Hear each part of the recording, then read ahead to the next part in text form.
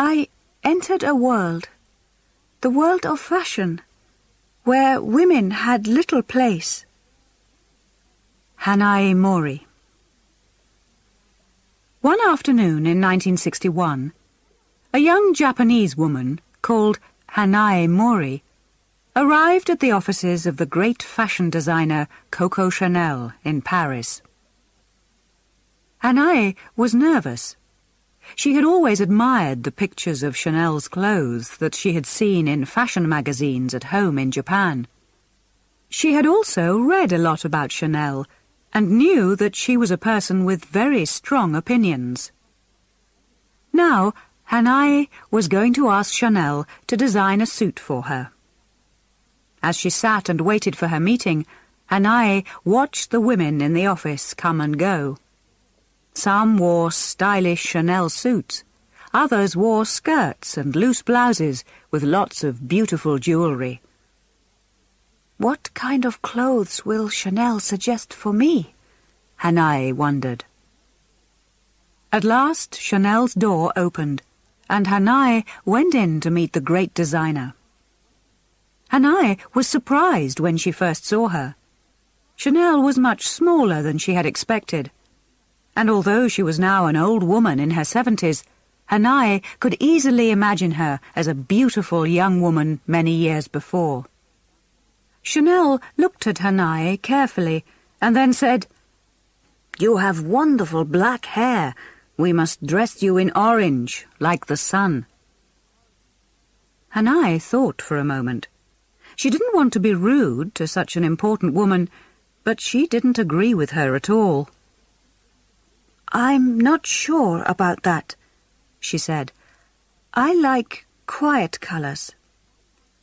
The two women discussed it for a few minutes, and then decided that Chanel would make Hanae a black suit with orange at the edges. When Hanae left Chanel's offices, she knew that she had bought a suit that was just right for her character.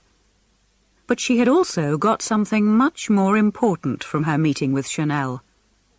Hanae had realized that she wanted to be a designer like Coco Chanel. Before she met Chanel, she had always thought that designer fashion was a man's world. Now she knew that if Coco Chanel could succeed, then she could too. Hanae went back to Tokyo and 2 years later started her own design company. Within 30 years, it had grown into a $5 billion business. When Hanae met Coco Chanel in 1961, she already had a lot of experience of the clothes business, although she had never worked in designer fashion before.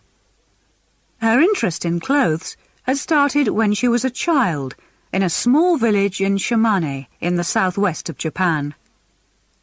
Her family was traditional in many ways, but her rich father liked his children to be dressed in the latest European styles. Little Hanae always felt very different from the other village children who arrived at school in their simple Japanese clothes, while she wore an expensive suit from Paris or London. As she grew up, Hanae often argued with her father about her future. He wanted her to be like him and to become a doctor, but Hanae wanted to study art. "Art?" her father used to say. "Art is a wonderful hobby, but it's not a real subject to study." In the end, they agreed that Hanae would study literature, and so she left her family and started a course in Japanese literature at university in Tokyo. But before she could finish her studies, the Second World War started. Like many other women students, Hanae had to stop studying and go to work in a factory. Soon she realized that the war was going badly for Japan. Every night she heard the American planes in the air above Tokyo, and she listened for the sound of the explosions as the bombs fell in the city around her. When the war ended in 1946, Japan had a lot of problems. Many of its cities had been destroyed, and millions of its people had been killed. But Hanae wanted to return to normal as quickly as possible. So she went back to university and finished her studies in 1947. At that time, there seemed little chance that she would go into business. The year before, Hanae had fallen in love with a rich young man called Hanae Mori, whose family owned a factory that made cloth. They were soon married, and it seemed that Hanae would become a housewife. Until the end of the Second World War, Japan had been a very traditional society, and a woman was simply expected to be a good wife and a wise mother. At first, Hanae was ready to accept this situation.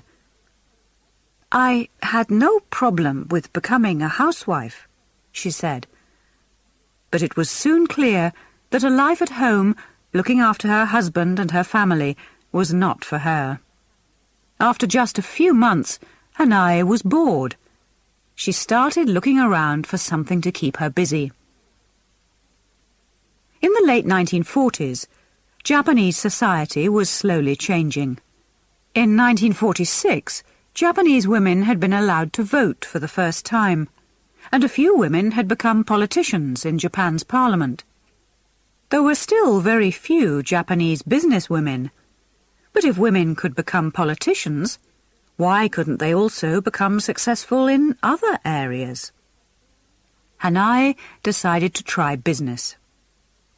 She had always been interested in clothes.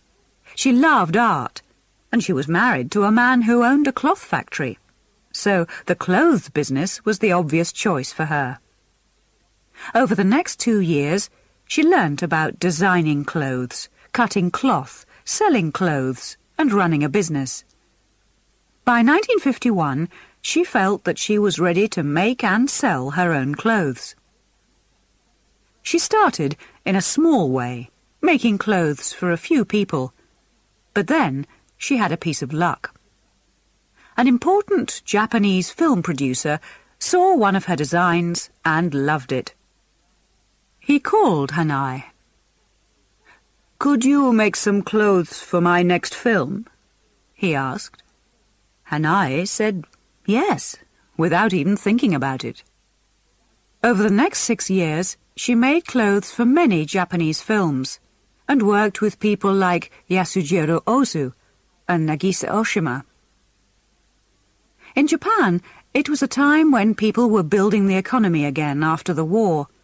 They had high hopes for the future, and when they went to the cinema, they wanted to see film stars who looked bright, strong and confident. Hanae's clothes for Japan's stars caught this mood perfectly.